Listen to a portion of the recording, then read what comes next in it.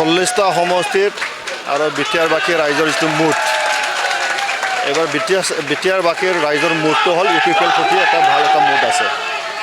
গতিকে আমি আত্মবিশ্বাস আছে আমাৰ ইউপিপিএল দলৰ তৰফৰ পৰা ৰাইজে আমাক মৰম কৰি আহিছে আৰু প্ৰমোদ বড়ো ডাঙৰীয়াই এই 5টা বছৰ যিটো কৰিলে সেইটোকে ৰাইজে বুজি পাইছে ভালকৈ শান্তি নিৰাপত্তা উন্নয়ন সমমৰ্যাদা সমউন্নয়ন এই কথাকে ৰাইজে ভালকৈ বুজি পাইছে গতিকে ৰাইজে সঁহাৰি জনাইছে আৰু আগন্তুক 5টা বছৰ আকৌ ইউপিপিএল চৰকাৰ আহিবৰ কাৰণে ৰাইজে আমাক সহায় কৰিব সেইকাৰণে আমি কৈছোঁ যে ইউপিপিএল আকৌ ইউপিপিএল চৰকাৰ মই ভাবোঁ এইবাৰ বিপিএফ আৰু বিপিএফ হৈ নাথাকিব তেওঁলোকে ছিংগল ডিজিটত আহিব 5-6জনমান এনেকৈ আহিলেও ই যিসকল জিকিছে বা জিকিব তেওঁলোকে বিপিএফ হৈ নাথাকিব দুটাও 0 হ'ব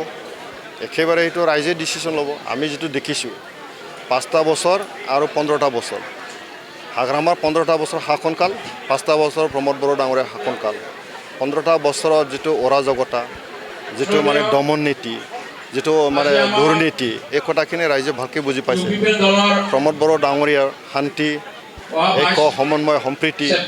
সমমৰ্যাদা সম উন্নয়ন এই কথাটোকে ৰাইজে বুজি পাইছে আৰু গতিকে হাগ্ৰামা মহিলাই 2টা চিটতে হেৰাবলৈ গৈ আছে